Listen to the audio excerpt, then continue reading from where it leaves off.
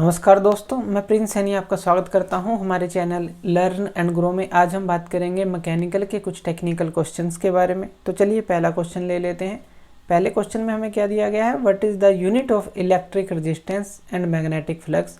हमें बताना है कि यूनिट क्या है इलेक्ट्रिक रेजिस्टेंस की और मैग्नेटिक फ्लक्स की।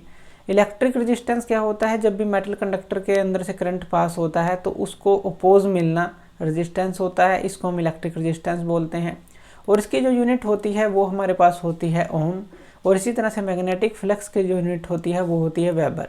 अगर हम इनके सिंबल की बात करें तो ओम का जो सिंबल है आपने देखा भी होगा, ये लगभग इस तरह का होता है, इसको हम ओम का सिंबल बोलते हैं। और वेबर को हम WB से डिनोट करते हैं, तो ये हो जाएगा सिर्फ WB।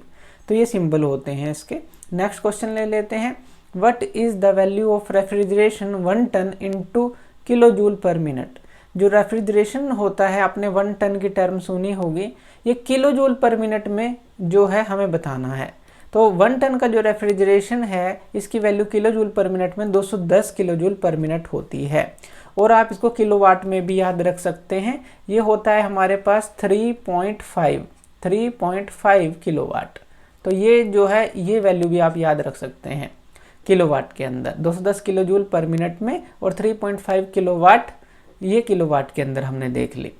नेक्स्ट क्वेश्चन ले लेते हैं। नेक्स्ट क्वेश्चन है हमारे पास, what is the melting point of mercury.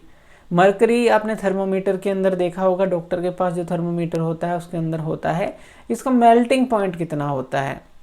तो इसका मेल्टिंग पॉइंट माइनस में होता है और ये होता है -38.83 डिग्री सेल्सियस। इसको हम -38.9 डिग्री सेल्सियस भी बोल देते हैं।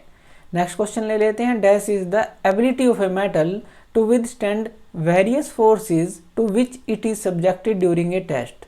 वो एबिलिटी बतानी है मेटल की कि अगर हम उसके ऊपर टेस्ट करते हैं, उसके ऊपर बहुत सारी फोर्सेस लग रही हैं और वहाँ पर वो विदस्टैंड कर सकता है, यानी कि वो एक तरह से उनको सहन कर रहा है। वो एबिलिटी है क्या उसकी, उसको हम स्ट्रेंथ बोलेंगे।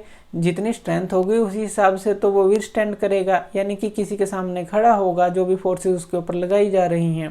तो ये हो गई स्ट्रेंथ। नेक्स्ट क्वेश्चन ले लेते हैं, dash indicates the stiffness property of a metal. एक तरह से कह लें कि जो स्टिफनेस है वो किससे रिलेट हम करते हैं, तो यहाँ पर यह आ जाता है यंग मॉडुलस। यंग मॉडुलस से हम स्टिफनेस को रिलेट कर सकते हैं। यंग मॉडुलस यानी कि स्टिफनेस के बारे में बताता है, किसी भी मेटल की प्रॉपर्टी जो है स्टिफनेस उसके बारे में बताता है। नेक्स्ट क्वेश्चन ले लेते हैं जो कि है 6th question, convert feet to metre. अगर हमें फीट को, एक फीट है मान लीजिए, उसको मीटर में कन्वर्ट करना है तो क्या करना पड़ेगा, हमें उसको मल्टीप्लाई करना है 0.3048 से। तो हमें क्या करना पड़ेगा, 0.305 से कह लीजिए, उसको मल्टीप्लाई करना पड़ेगा, तो हम एक फीट को मीटर में कन्वर्ट कर सकते हैं। नेक्स्ट क्वेश्चन ले लेते हैं, derive dimensional formula of power. Power का डायमेंशनल फॉर्मूला हमें बताना है। पहले जान लेते हैं पावर का फॉर्मूला क्या होता है। पावर का फॉर्मूला होता है वर्क अपॉन टाइम। अब वर्क का जो हमने डायमेंशनल फॉर्मूला निकाल लिया था वो क्या था हमारे पास, वो था ml² और t की -2, ये फॉर्मूला था। और यहाँ पर अपॉन में क्या है, टाइम है, तो यहाँ पर t ले लेते हैं। अब ये t जब ऊपर जाएगा उस तरफ तो क्या हो जाएगा हमारे पास, ये हो जाएगा ml² और t की, अब ये t ऊपर जाएगा, -2 पहले ही है, तो यहाँ पर ये हो जाएगा -3, यानी कि ml² t की -3, ये फॉर्मूला यहाँ पर डायमेंशनल फॉर्मूला बनता है पावर का। वर्क का हमें पता है, ये लिख दिया। टाइम जो है t है, जब ये ऊपर जाएगा बस t की -3 हो जाएगा। तो ये डायमेंशनल फॉर्मूला रहेगा पावर का। नेक्स्ट क्वेश्चन ले लेते हैं, dash is the property of a material which helps in hammer और rolled into thin sheets without rupture. वो कौन सी प्रॉपर्टी है मटेरियल की जिसकी सहायता से कोई भी मेटल के ऊपर हम हैमरिंग कर सकते हैं, उसको या कहें कि शीट्स में कन्वर्ट कर सकते हैं, तो वो होती है मेलिएबिलिटी प्रॉपर्टी। डक्टिलिटी प्रॉपर्टी हमने पहले पढ़ी थी, जिसके थ्रू वायर्स बनाए जाते हैं मेटल्स के, और मेलिएबिलिटी प्रॉपर्टी है जिसके थ्रू शीट्स में कन्वर्ट किया जाता है मेटल को। तो ये याद रखनी है। नेक्स्ट क्वेश्चन ले लेते हैं, मटेरियल्स विद परमिएबिलिटी जो रिलेटिव परमिएबिलिटी है स्लाइटली लेस देन यूनिटी, उसको क्या कहते हैं, वो कौन से मटेरियल होते हैं? वो मटेरियल होते हैं हमारे पास डायमैग्नेटिक मटेरियल। हमने फेरोमैग्नेटिक मटेरियल पढ़ा था जिनकी जो रिलेटिव परमिएबिलिटी है काफ़ी ज़्यादा होती है यूनिटी से।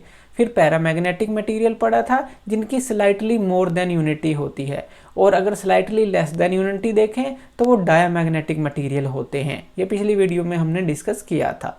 नेक्स्ट क्वेश्चन ले लेते हैं। Dash is the temperature at which vapour pressure equal to 1 atmospheric pressure, या कहें कि vapour pressure equal to atmospheric pressure. तो ये होता है हमारा बॉइलिंग पॉइंट। बॉइलिंग पॉइंट पे ही होता है जब टेम्परेचर जो होता है, जो वेपर बन रहे हैं उनका जो प्रेशर होगा वो इक्वल हो जाएगा जो बाहर एटमॉस्फेयर प्रेशर है उसके। तो ये होता है हमारा बॉइलिंग पॉइंट। तो ये कुछ जो क्वेश्चन थे हमने लिए। तो थैंक यू वीडियो देखने के लिए, और इसी तरह के वीडियोस के लिए आप हमारे चैनल लर्न एंड ग्रो पे हमें सब्सक्राइब कर सकते हैं। धन्यवाद।